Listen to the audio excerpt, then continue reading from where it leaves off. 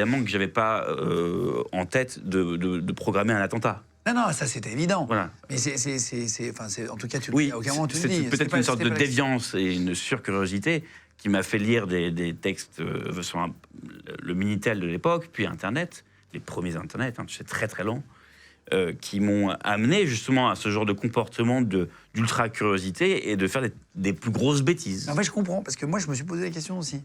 Justement, je me suis déjà, tu sais, j'ai fait des trucs très bêtes, mais j'ai pris plein de poudre, plein de pétards. Oui. Tu l'assembles, tu remets une maison, tu vois si ça marche. C'est ça, ouais. Et en fait, c'est un peu ça que tu voulais faire. Tu veux faire un gros pétard.